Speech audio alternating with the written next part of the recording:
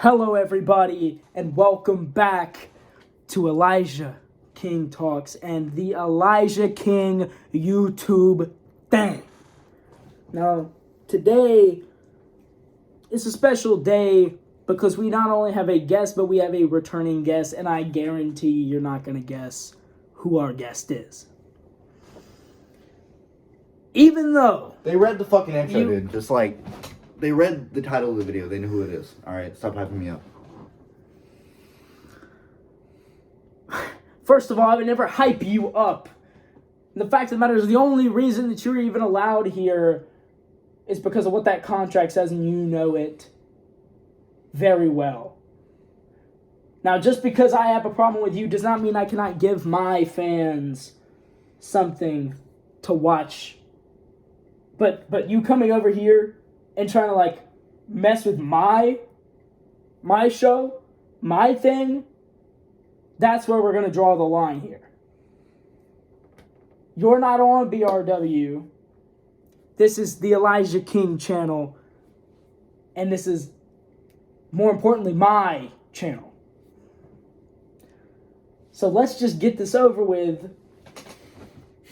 Let's have some maturity. And let's get it over with. Now, clearly, if you haven't already seen, I've signed the contract with this man here. And it basically says that neither him or I can lay a hand on the other one until Money in the Bank. Till History in the Making, Night 1.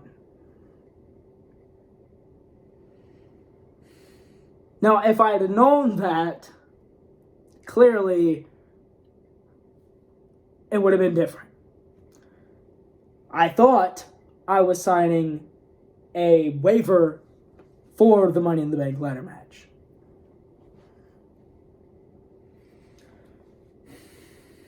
So, while I have my own personal thoughts, and we will get into those, since this is a talk show and I ask you questions, what are your thoughts, Bizzob? So, I think that it's complete bullshit that we can't lay hands on each other. Because I want to beat the shit out of you right now more than anything in the entire world. And, in fact, apparently the commissioner is coming to BRW. You know, it's funny how he constantly tells us what to do, makes all the rules, belittles us, and tries to weaken us, yet he sits his lazy ass backstage and does nothing. Doesn't show his face. He doesn't do a damn thing. You know why? Do you know why? Because he's a coward. And you know what? I don't think he cares about any of you. He doesn't care about all of you, actually. He cares about one person. He cares about Jake Austin. And you know what? I care about everyone. I love my fans. Personally, I love my fans. Clearly, the commissioner has some dues to pay. And if he wants to make his way onto the cameras for the first time, then so be it. But he better show his face to me. Because best believe if he doesn't, I will find him myself. And I will say exactly what's on my mind. I will look him in his stupid fucking face and say exactly what I'm thinking. No censorship. Well, the fact of the matter is, Bizzob, is that, I hate to say this, but I agree with you. Okay? The commissioner clearly is a power-hungry maniac who has absolutely no clue or no care, really, for the lives of people that he ruins to get what he wants. And all he wants is viewership from his little baby, Jake Austin. The difference is that I love Jake Austin because Jake Austin is the only man who's still standing by my side.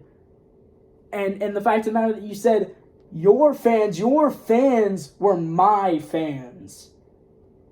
And they will turn on you as quick as they turned on me. And you know it. You know it deep down. Maybe you don't see it at the surface level, but you know the level of dominance I had, and to lose one match and all of that was just stripped away, you know that it can happen to you, and you know deep down that if you don't perform at Money in the Bank and you don't win it, they're going to turn on you just like they did me. Because that's how they are. I tried to tell you at the Rumble, but you don't listen. And then what do you do? For my kindness, my trying to build a bridge, and on all the fires and all the wildfire that's going on between me and you since I got here. What do I get for it? I get blindsided. And I get unceremoniously dumped from the Royal Rumble match for trying to be the bigger person. But you see, that doesn't work anymore, because now we have some big guy who's supposed to be coming on the scene. Commissioner finally decided to show his face after he has single-handedly tortured me for the last couple months and ruined the greatest world title run in BRW history single-handedly. And you know it, and Ajax knows it. I never would have lost. I beat you, matter of fact, right before he called out another person to fight.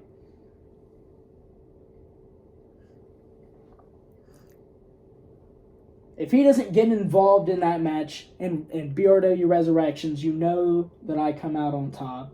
You know that I continue this amazing reign. And you know what? It took a little bit of self-finding.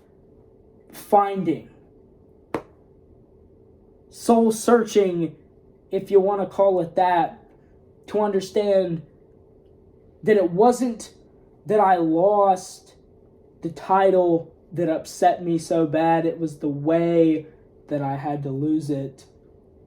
Because I didn't go out like a kingdom falling down. I went out by an assassin stabbing me in the back. And that's no way for a king to leave his throne. And like I told you at that little press conference signing, I will rise like a phoenix from the ashes of my kingdom, and I will come back up, and I will come back up better than I ever was. And when that happens, I will take the BRW World Heavyweight Championship of the world, and I will leave BRW.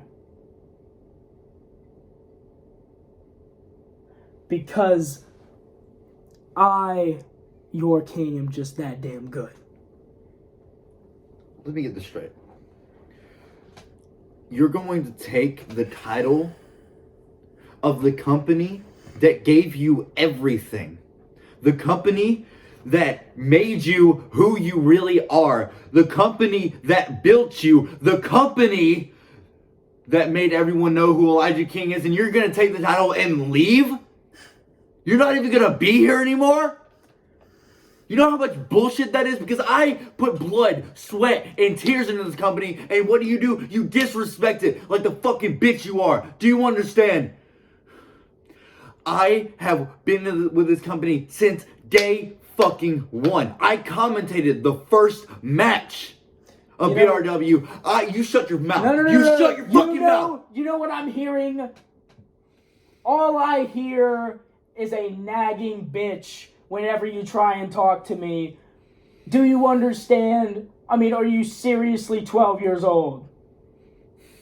Grow up a little bit and have a normal conversation. You see, my voice has not been raised. The only one that is having a panic attack over here is you, and the reason you're doing that is because you know deep down that I never would have lost, and I should still have the title, and I will get back my title, and when I do, I will leave. And I will leave to show everybody the injustice that this company has served upon me ever since I got here. Because I didn't get chances, I made chances. I didn't just get a spot in the Money in the Bank over people that probably deserved it more at the time. I made myself an opportunity to star Money in the Bank, and I made myself the opportunity to win Money in the Bank, and I made my opportunity to beat you for the title. And I made all my opportunities leading up to my loss, and you know what? The only opportunity I didn't get to make was a chance for me to still be the champion. But you don't understand what that feels like. No, because you haven't been cheated like I was cheated. You have not been broken down. You've not had an entire industry of people tell you that you were a fluke and that you should not be who you are. And when you finally prove it to them, you have the entire company that's supposed to be backing you when you are the guy take it away from you. And then as soon as you're down, all those fans that you thought were yours, they're not. They never were. They just wanted your title. They just wanted your presence, your fame. But they don't really care. They don't care. Not about you, and they didn't care about me. What makes you think that they're gonna care even a little bit when I take their precious title and I leave? Because that would stick the foot up the ass of all of the people involved, especially numero uno, and that is the commissioner. Because what does he do when he doesn't have a world title anymore? He's ruined, and that will be the perfect revenge for your king, to shove it straight up his ass and walk out as the champion. Like I should have. I should have walked into the sunset as the champion never beaten. You know what's funny? The fact that you constantly say that the fans are going to turn on me. You're constantly saying that they only want me because of my championship or whatever the fuck you're saying, the fame. Well, guess what? I don't hear a single fan saying shit about Ajax. I don't hear a single fan saying, oh, Ajax is the champion, we love him. Oh, da-da-da-da. No. You know what I see? I see fans cheering me. You know why? Because I'm actually a decent fucking human being. I don't disrespect people that don't need to be disrespected. I don't disrespect companies that don't need to be disrespected because I don't need that to get me over. So I don't know. You shut your fucking mouth. Do you think the commissioner is someone that you don't need to be disrespecting? Is that You're seriously how you disrespecting feel? me by taking out the company. You're disrespecting Ajax. You're disrespecting... Ajax is a fluke champion. He didn't win it one-on-one. He won it using cheats and kissing a lot of ass to the commissioner. He didn't step in the ring one-on-one with me, full healthy on both sides, and have a match. That's not what happened. Now, if that was the case, we would be having a different conversation. Sure, even if I was given a week's time, it would have made it a little bit better for me, but no. You don't understand. You've never been thrown back-to-back in two different matches on the same night. Twice it's happened to me. One time I was able to defy the odds, and sure, the second time I couldn't get it done. But that is not a knock on me as a wrestler. That's a knock on this company that it needs to cheat me out of a title. And if you're not going to sit here and say that that is the most disrespectful thing you have ever heard to a grandiose title reign that should have lasted way longer, then I don't know what is. You know. Had our situations been reversed, you would feel the same way that I do. You would feel cheated. You would feel hurt. And who wouldn't? I didn't lose my fans because of anything I did. Matter of fact, I didn't even say anything to any of the fans. I didn't say anything rude. I didn't say anything mean. I just tried to heal myself after having your spirit be stepped on and ripped apart into multiple thousands of pieces. And you don't understand what that's like. And then while I'm trying to pick up the pieces of my career, What do I hear? I hear the most horrific shit you could ever hear. I hear Elijah King should have died in that car crash. But you know what? I could have said, hey, sorry, BRW, I'm gone. I'm sitting out for 6 months. But no, you know what I did? I wrestled 3 days later in the Rumble. So this whole talk about I'm disrespecting you, I'm disrespecting the company, you know it's wrong. You know it's bullshit. No, I'm disrespecting the commissioner because he ruined my title. He ruined my reputation. You're just the next in line to be broken just as much as I was. And when that time comes, you will walk up to me and you will be like, you know what, Elijah King, you were right. You will stand in front of me and you will say, Elijah King, you were correct. You're right, they only cared about the fame. As soon as it wasn't my shot anymore, it was out. You know what happens when we face off against each other? You know what they were saying? They were saying, go Elijah King. They're saying, sure, Bizzob's good, but he's not Elijah King. Elijah King's going to win. Good, go Elijah King. Up until I was cheated. You know that. You can look back on it. You know that an entire fan base doesn't just switch unless there wasn't an ulterior motive behind it. You know that. The only reason why they're cheering for you now is because you just decided to be a nicer guy. Right as they were just weaning off me like the little puppies, the little female bitches that they are, trying to suck off the tit of the fame of Elijah King. Now, next question. Who do you think is going to be the third and the fourth man in the Money in the Bank ladder match? Because sure, it's not just me and you. There's still 2 more people to be decided. Well, personally, I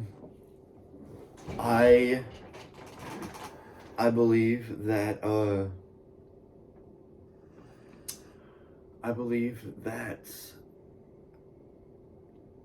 Harlan Orion is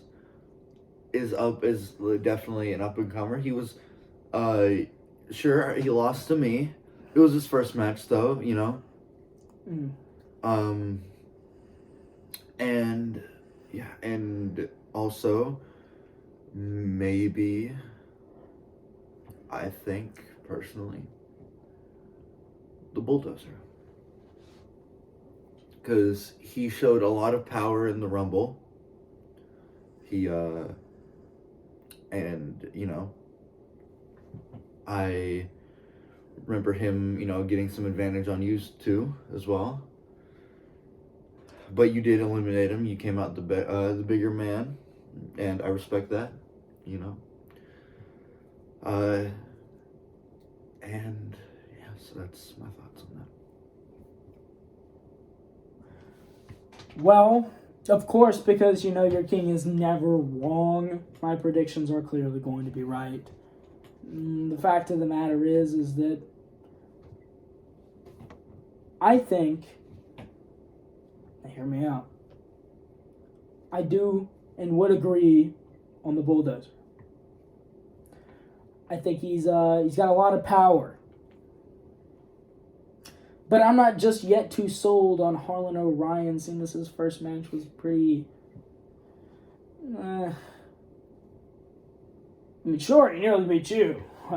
That's not any hard feat.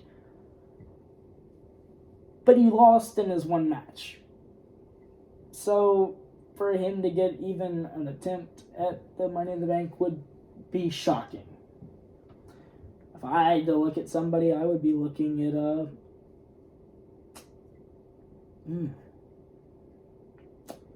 you know, hear me out. I think it would be someone new. Someone new. someone has not yet seen before. And the reason I say that is because if you look at the roster and you think about it, if there's 2 more qualifying matches, and there has to be 4 people up for grabs. If we take the Bulldozer, if we take the Bulldozer and we take Harlan, that's could be 1 match. But there's still 2 others that are kind of floaters.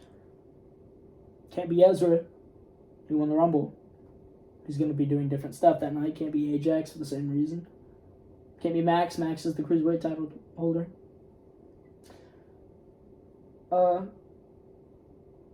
So I feel like it could very well be somebody new. Somebody I haven't seen. Maybe AK could come by. I don't know. And fill up one of those spots. Now, do I think he's going to win? Absolutely not. It's AK. I beat him in 5 seconds.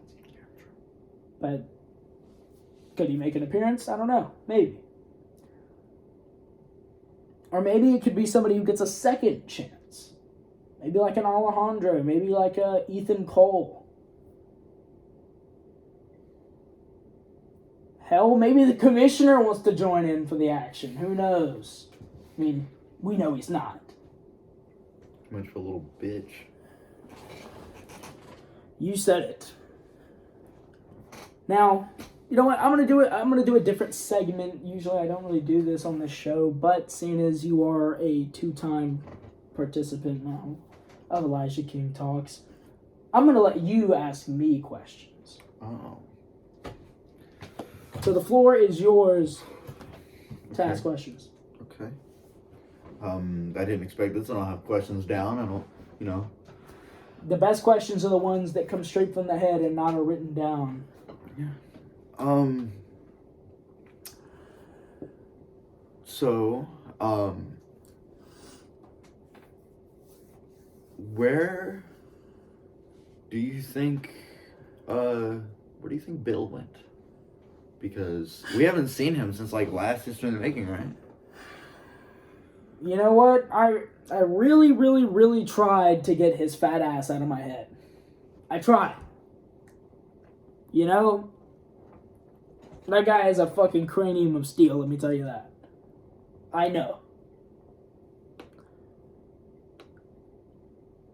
Honestly, he could come back. But at the current time, I think he's probably somewhere in Idaho. That would be my best guess. Of course, your King is not a detective. We're still looking into the search of who even attacked me originally before I came here. When we just came back. That's a good question. Who do you think it is? Of course, it does seem to have been a third-party attack. Seen as the shots that I was hit with weren't really that of a typical guy. What do you mean? Such as, for example, the shots I was hit with are not the same shots you would throw. Okay. Or not the same shots that Ajax would throw. All right. So that does lead me to believe that it's either someone very, very new or someone who hasn't even shown up yet with the face.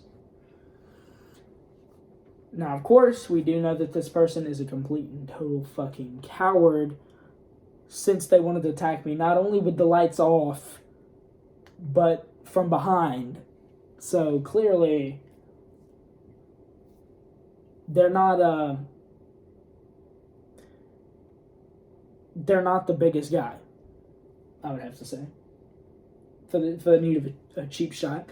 And by the way, this is just important information, I guess, but I guarantee you, this is almost with 99% surety, you can put my stamp of authenticity on it, that this guy that we're dealing with has a small pecker. Now, next question. All right.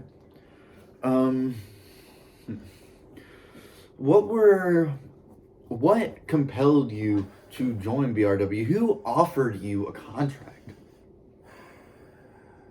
Well, as the business goes, sometimes you just sit on your couch and sometimes you get a phone call from a number you don't know, and sometimes you hear a voice on the other side of that phone and it says,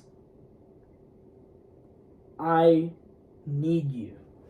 And when you hear a voice like that that's saying, I need you here.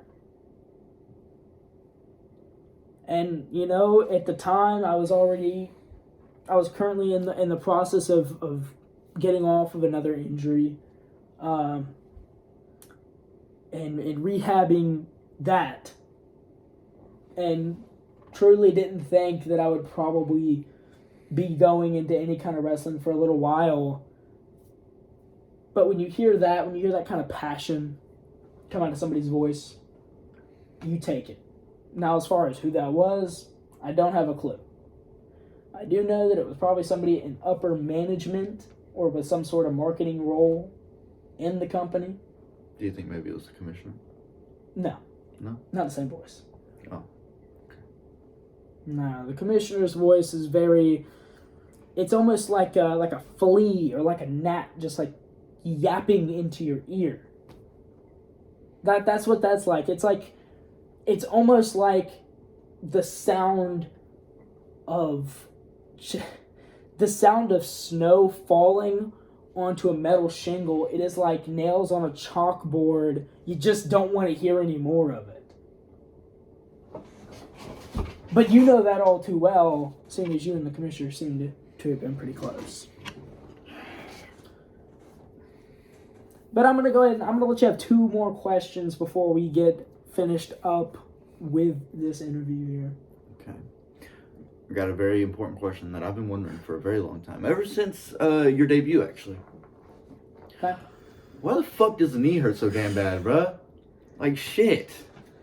I still have bruises from that shit. I haven't been hit with it in a long time. Well,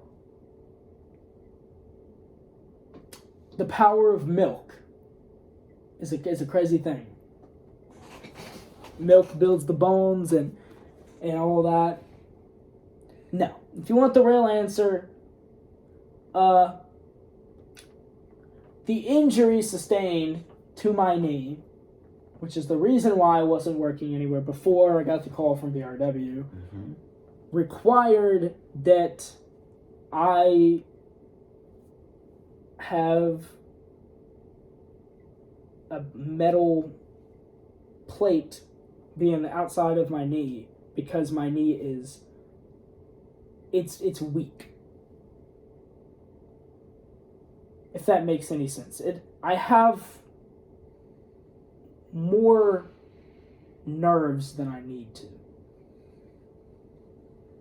So that causes the knee to be a very big place of pain. You probably have noticed it very recently that hitting the knee hurts. Not just you, but it hurts me. You notice how when Ajax came in, I was hobbling, didn't have a whole lot of power control because me hitting the knee onto somebody does about the same amount of damage as it does to me.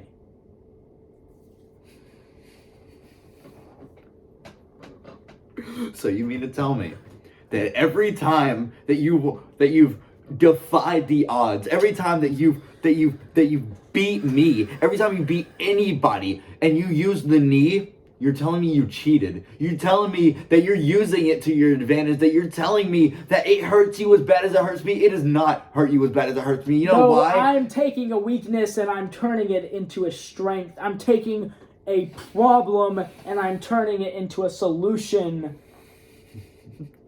It is about the same thing as those Samoans with their headbutts. They're taking something that usually doesn't really do a whole bunch for them, and they're making it into something that helps.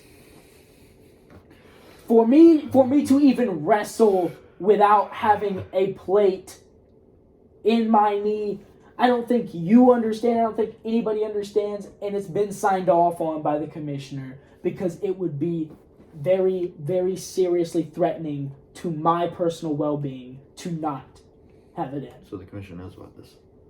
The commissioner has known about it since day one. And he didn't tell me. Okay.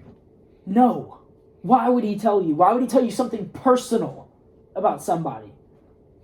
Why would he tell you that I have had issues with my knee for my entire life, and I have taken this weakness, I've taken this problem, and I've made it stronger, I've made it better. And you want to act like it's some sort of cheat code, but really the fact of the matter is, not only does it put me in immense pain, and I have trouble even using my leg afterwards, but it also is just something that you can move out of the way of. You're taking it as if it's something that is absolutely impossible to move. It's impossible to get away from. You clearly know it is. You've beaten me. You know it's not a 100% game over.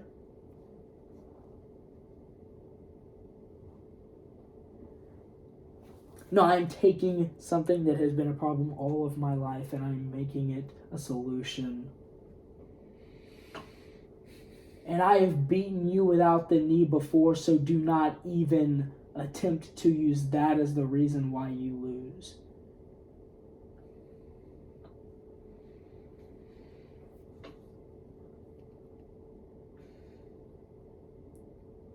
Because I have beaten you with help, without help, and without the knee on multiple occasions. And also, I used to wear tights to also cover up that knee. Now, what do I use? I use a professional grade knee pad. So that a strike with my knee is not a one-hit kill without that knee pad off. Now, when that knee pad comes off, sure, but that's something you can telegraph. You can see that the knee is out. You can see that it's open up. And you can block that. You can get away from that. So I think you're just trying to take your own little problem and you're trying to make me a reason for why you lose. You know what? Am I pissed off at the fact that I'm losing because metal is hitting my face on a match that's not no DQ? Yes. Metal is hitting me. It hits the rest of my bone. It hits my skin. It hits my muscles. It hits my nerves. It does the same thing. In fact, you even have a cushion of my skin and bone to kind of block it. I don't have a cushion. I feel it on the inside. You can't even explain the pain that I feel every single time that I rear back and hit you or anybody else with that knee.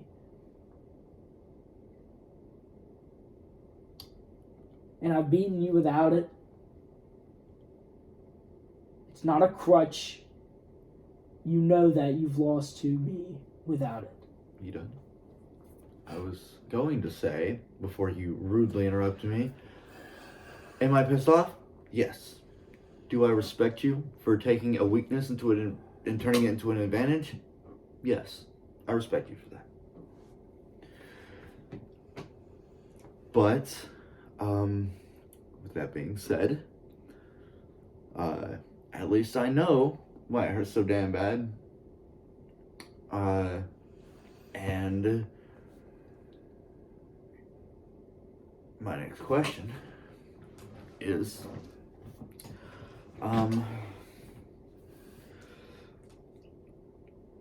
what happens when the camera's not rolling? What do you mean? What's happening? What happens when the camera's not rolling? How does one know if I kick your ass when the camera's not rolling?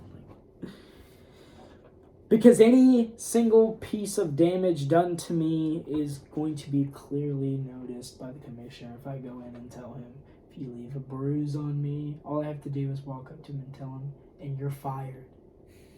Oh, yeah. You're gone just like that. And the same goes here. Because as much as you think you want to hit me, you can't even imagine how much I want to hit you.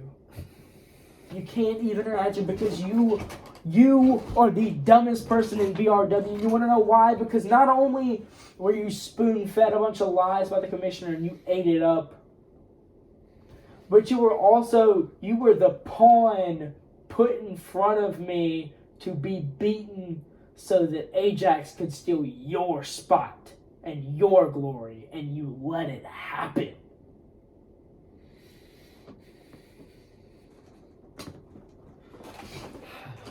This is why you don't understand what it's like to be a king. To be in my shoes. You've never had every single person. I wasn't a king because I was a god. Do you understand? People worshipped me.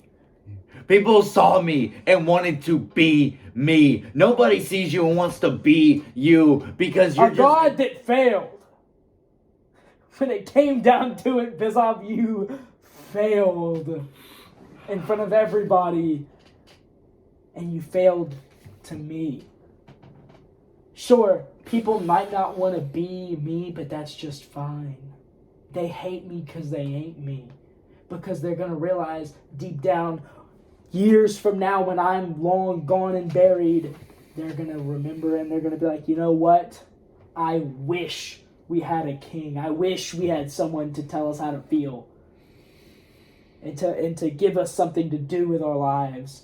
Because we all know very well that when this is over and we are all dead and gone, nobody is going to remember anything but me.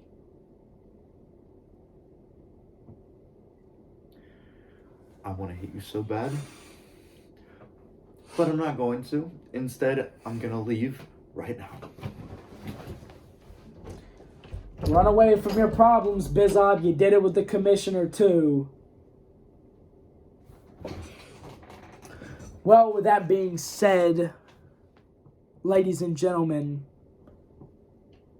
without further ado, I am Elijah King. And I'm your king, and I'm everybody's king, and I'm even Bizzob's king. And I am out. Peace.